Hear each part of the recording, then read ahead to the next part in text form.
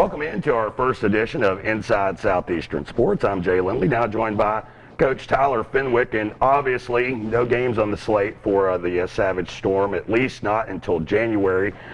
Coach, you and I've had the opportunity to talk on and off since this all got started back in March, and there's obviously a lot of things to get to from a university standpoint, both the men's and women's basketball teams qualifying for the NCAA tournament.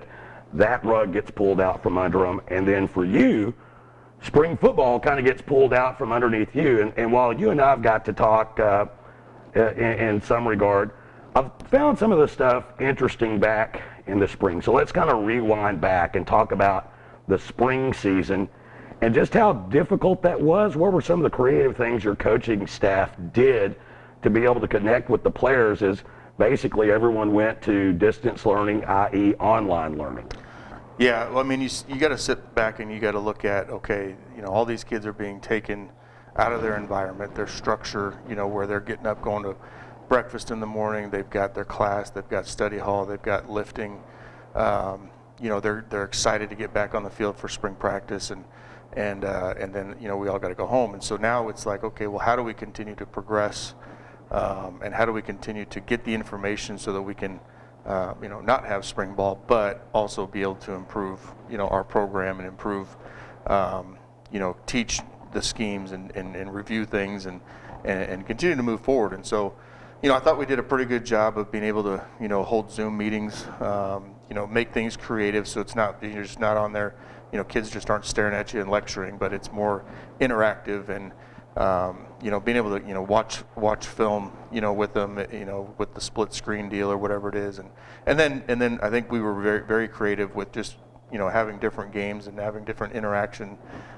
We created some Jeopardy games, and we had some, just some question and answer stuff, and just a lot of just different creative stuff that just kind of kept them engaged and kept them having fun with it, because it's when you sit there and you go, okay, I gotta go online and I gotta get on Zoom and I'm gonna listen to coach talk for 45 minutes or whatever. I mean, that can get old. And so just to stimulate their minds and continue to progress and learn.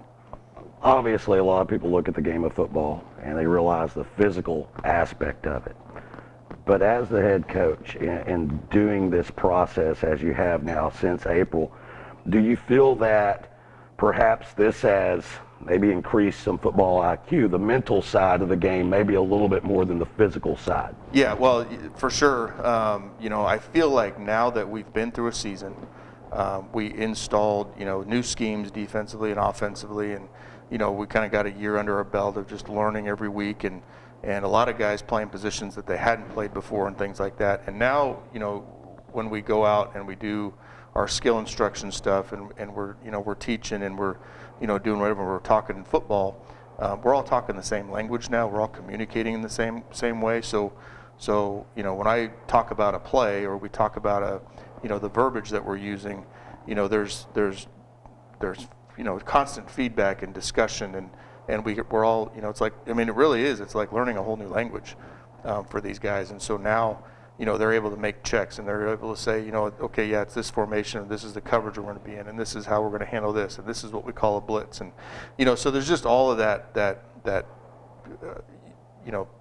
communication IQ, football IQ that I think we've really been able to focus on. I think that's one of those things where it gets to be, you can only do so much of that with a football player before you get really to the point where I just need to put a helmet on, and I just need to go execute it, and I just need to go tackle somebody. You know what I mean? Yeah.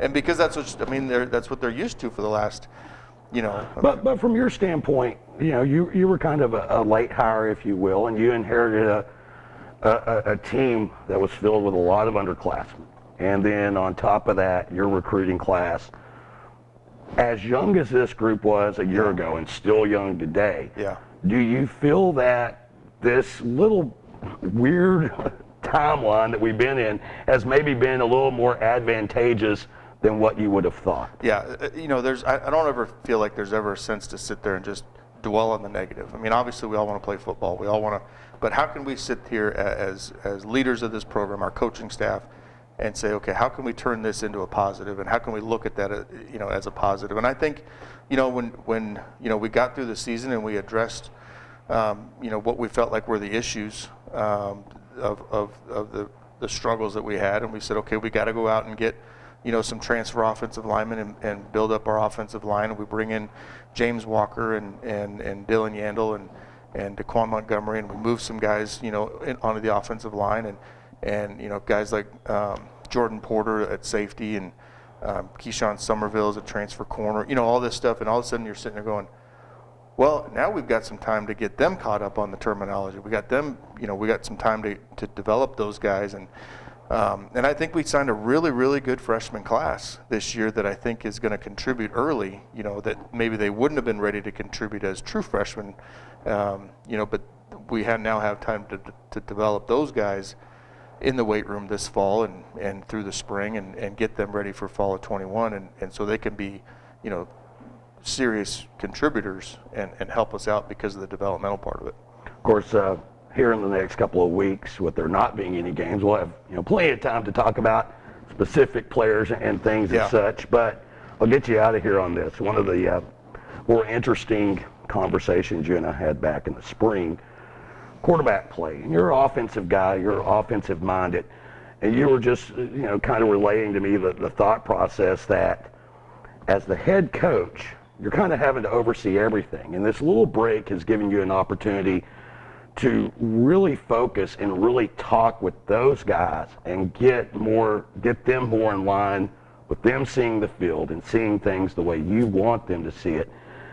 Just talk a little bit about that process and how, that having that ability that you typically wouldn't have.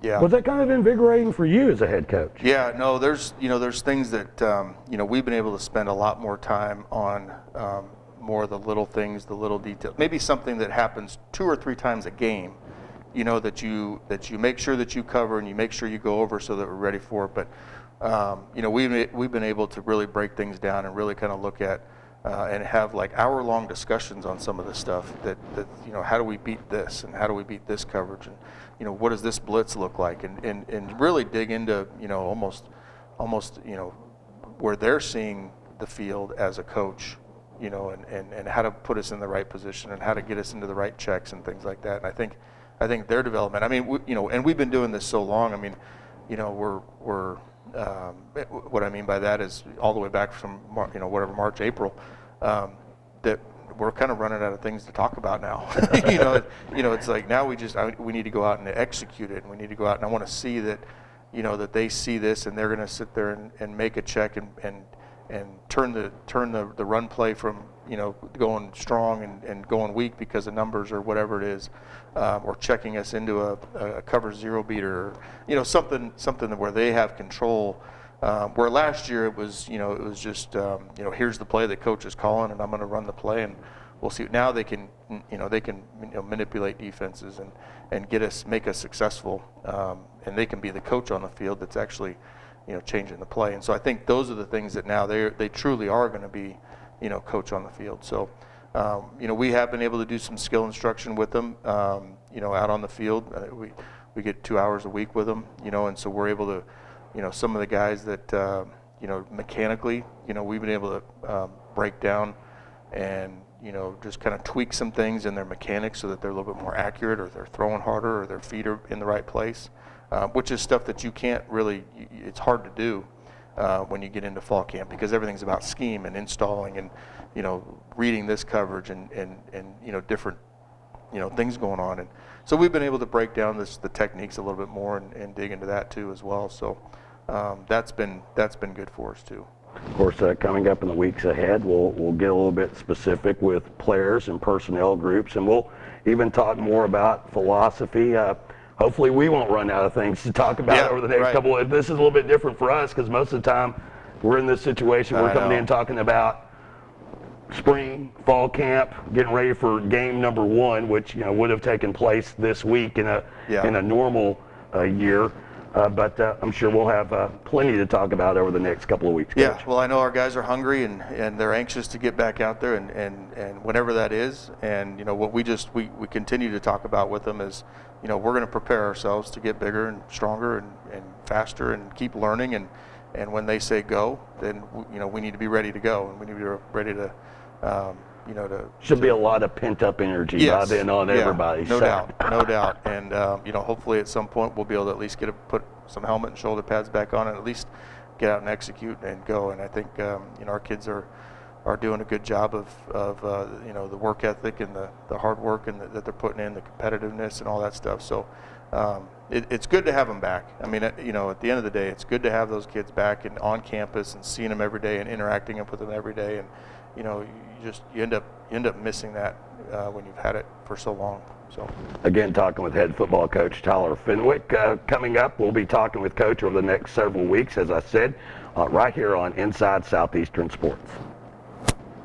Welcome to Inside Southeastern Sports. I'm Jay Lindly. Now for our player profile for this week, talking with volleyballer and Grace Shehadeh, senior. How are you doing, ma'am? I'm good. How are you? Doing well. So, as opposed to some of the other student athletes, you know, football was able to get their season in a year ago. You guys in volleyball able to get your season in. Basketball somewhat.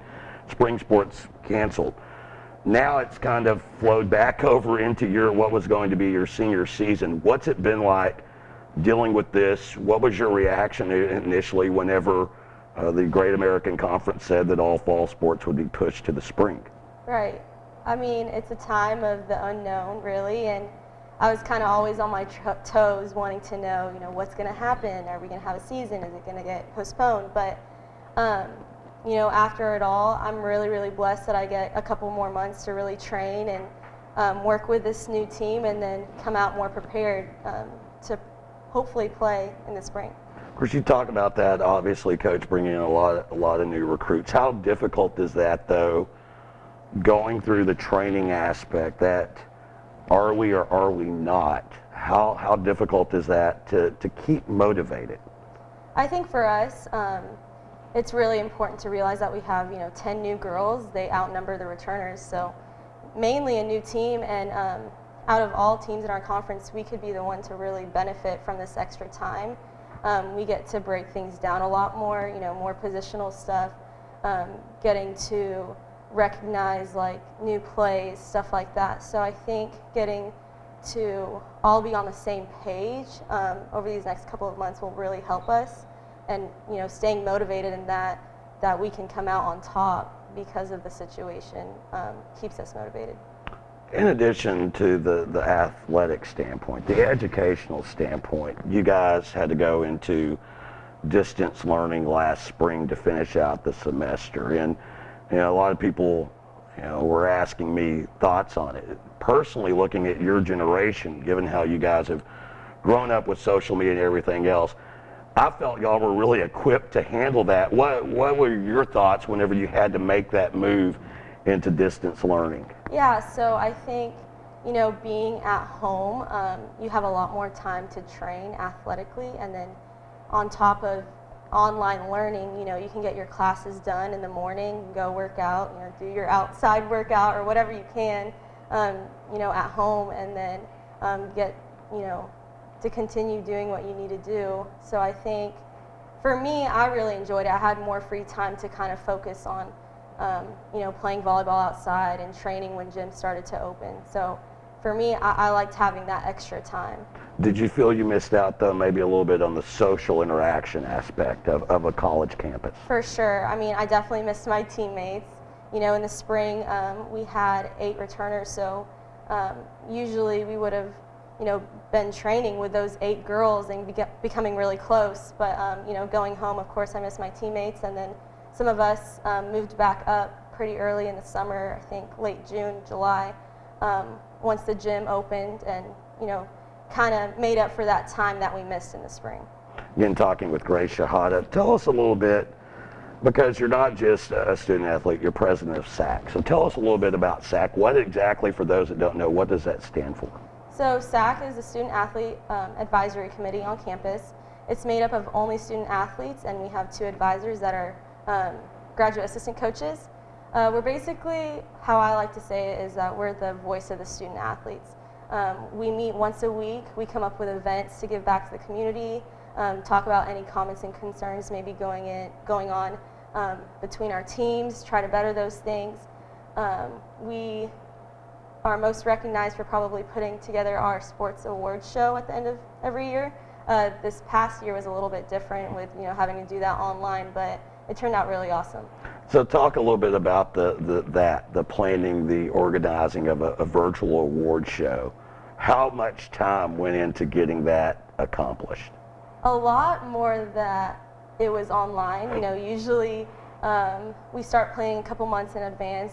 Usually we have it over in the VPAC across campus, and we're all dressed up, and we have MCs and student athletes are out there giving awards. But this year we had to find a way to get it done online. We had a lot of success with women's basketball and men's basketball and other sports, and there was no way we couldn't recognize those teams. So finding a way to recognize them was awesome, and now it's nice that it's online and you can go back and watch and catch those videos if you missed it. So with this downtime, what's been the focus of SAC right now? And I say downtime. You guys are still working out. Basketball players are still shooting in the gym. Football players, I know Zach Fears doing my morning jaunt around the university at about 5:30 in the morning. I see athletes coming into the new workout facility every morning. So obviously you guys are still training and you're still going through class, but you do have a little bit more time. So what's been kind of the focus for SAC at this point? Right, so recognizing that we're all in off season right now, all sports are in off season, we have a little bit more time to kind of sit down, plan things out. We don't have to worry about games at night and what sports can't make it or who's playing and stuff like that. So we're using this time to really bring all the student athletes together, especially during a hard time of not having our seasons, and getting to know each other, interacting with different athletes from different sports, and just getting to plan more things to give back to our community.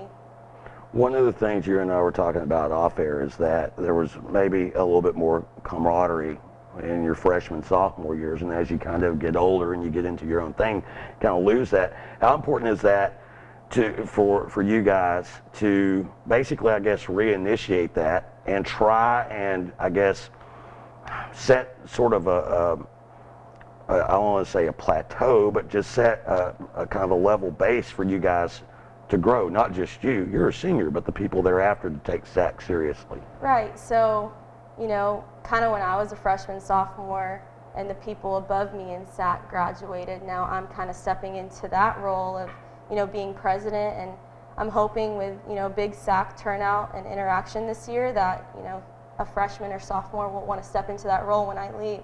So I think, realizing how much I grew and interacting with other athletes and stuff like that, it'll be good for someone, younger than me to start interacting now, so that, when my class or the junior class leaves, someone's able to step into that leadership role. Of course, being a senior, what are you majoring in? What are your career goals once this is over? Yep, I'm a marketing major and pursuing 2 minors in psychology and management. I'd like to stay in the sports area, whether it's marketing or HR. Maybe you'll see me back at Southeastern or something like that. But yeah, so I want to stay kind of in the college sports area, whether it's psychology, marketing, or HR. Again, talking to Grace Shehadeh, senior volleyball player and president of this year's SAC group. Ma'am, thanks for taking the time to join us. Thank you. Of course, coming up, we'll do more player profiles as we continue on through this non-season of sports on Inside Southeastern Sports.